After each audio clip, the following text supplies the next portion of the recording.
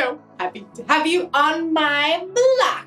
As you can see, we've got a whole community of people living right here, working together to help each other and show compassion. Compassion is caring enough to do something about someone else's need. Every person is made in their own unique way, and every person can use what they have to show compassion. You want to see? They can build things. Ooh, I know. They can fix things. And even make people feel safe. Everybody has a part to play. And there are clues, even when you're young, to help you know what your part is. For instance, you might like to help your parents out around the kitchen. Someday you may be a chef. Or maybe you like building things out of Legos. You might grow up to be a construction worker. Oh, these are not toys. What if you really love animals? Oh, how cute! Someday you could be a veterinarian. Oh, even cuter! If you look really close at what you're good at and the gifts you've been given, you might get a glimpse of what you'll be like when you're older. Or, like you'll see in today's story, God can use what you have right now to do something miraculous. I'm not sure what I have to give, but I hope it involves a cute puppy. I'll see you next time. The Bible. It's 66 books of history, stories, letters, and poetry that fit together to form God's one big story. The epic adventure of how He created us and loves us so much that He made a way to rescue us. As we travel through the Bible, from Genesis to Revelation, we discover people who met God and found their lives changed forever. Now, for an amazing story, inspired by the book of John, chapter 6, verses 1 through 13. Let's set the stage. Jesus had been performing amazing miracles and healing people. Great crowds gathered wherever He went. So, when Jesus needed a little time away, He crossed the Sea of Galilee with His friends. He was probably looking forward to a quiet day on the mountainside, overlooking the lake. But the crowds had followed. Oh, you've got to be kidding me. Looks like thousands. Should we send them all away? No, I'll talk to them. Even though He was tired, Jesus welcomed the people. He could see the hunger in their hearts, so He sat down on the mountainside and began to teach them. I am the bread of life. Whoever comes to me will never go hungry. Through the heat of the day, Jesus kept speaking to the people.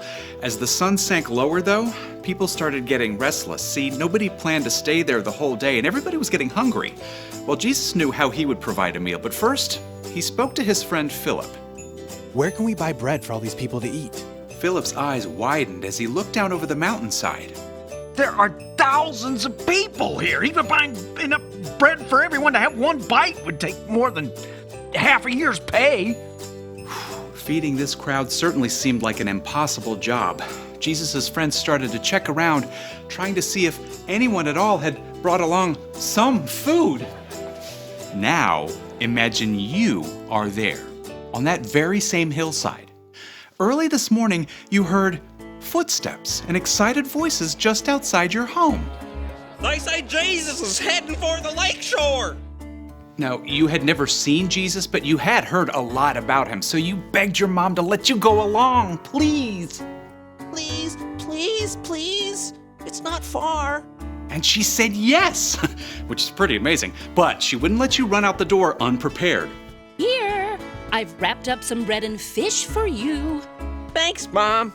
So you grabbed the bundle, thanks Mom, and ran out the door, joining the crowd. When you finally reached the lakeshore, the crowd was a little overwhelming. But high up on the mountainside, you could see a man surrounded by a close-knit group of followers. Sometimes it's good to be little, so you make your way little by little uphill through the crowd. Excuse me? After a while, you were so close, you could hear Jesus. Anyone who hears my word and believes Him who has sent me has eternal life. You slid under someone's elbow and found a place to sit on a little rock just a few yards away from Jesus. And all day, you listened. You weren't bored even a bit, because somehow everything Jesus said, it seemed like He was saying it just to you. In fact, you even forgot to eat your lunch. loaves. Guess I am kind of hungry. Now you can see other people are getting hungry too. And Jesus has taken a short break to talk with his friends, and then you're sad because Jesus is probably planning to send everybody away to get their own food. But then, a few of his friends start walking through the crowd. Does anyone have any food? Nothing here, I'm sorry.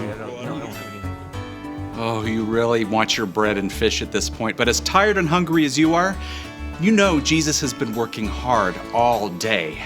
So, you clear your throat, and then you say, I do. Great. What do you got? 5 little loaves and 2 fish. Not much. I know, but Jesus can have it. Well, thank you. Come along. you follow Jesus' friend Andrew right up to Jesus. Here's a boy with 5 small loaves of barley bread and 2 small fish. It won't go far in such a large crowd. Jesus turns and looks right at you. He can see you're hungry and that you've chosen to give up your lunch anyway. And then he smiles. It's the best thank you you've ever gotten. He reaches out his hands and you give him your food. Then Jesus turns back to his friends. Have the people sit down. Jesus' friends exchanged surprised glances, but then they started gesturing to the crowd. All right, everyone sit down. Plenty of room.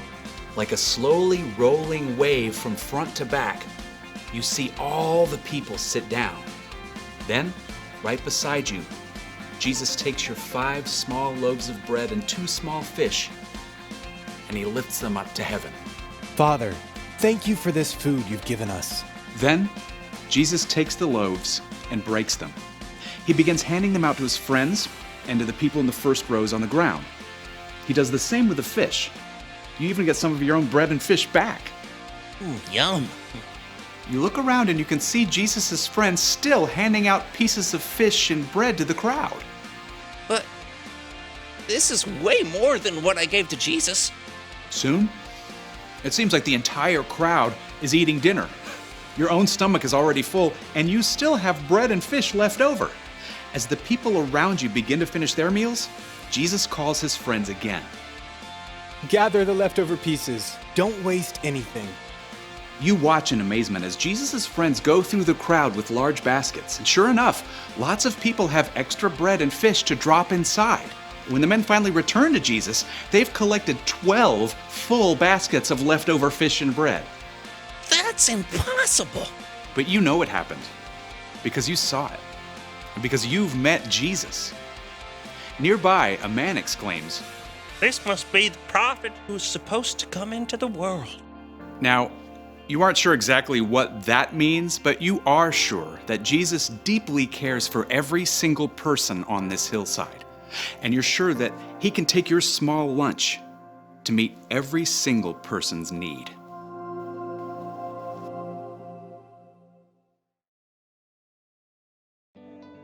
When the boy showed up to see Jesus on a mountainside with a crowd of over 5,000 people, it probably never crossed his mind that he could be part of a miracle.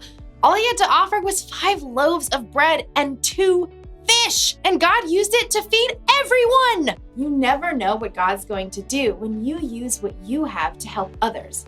So, what do you have? Do you like to entertain people? And are you good with animals? Do you like to make things grow? Do you enjoy serving others? Everybody has something they can use to help others. Could be all you need are these, your hands. Your hands can help lift things, clean things, and repair things. Something else you have is this, your brain. You can use your brain to help solve problems or to help create something incredible. And what about these? Your ears. Sometimes to help others, all you need to do is listen. And then these, your elbows. I'm not really sure what you can use your elbows for. Oh, I got it. You can use your elbows to help a small child find their parents in a crowd. Excuse me. Nailed it. The one thing to remember today is this. Use what you have to help others. You don't have to wait until you're older. God can use even the smallest things to make a big difference. I just thought of Your turn!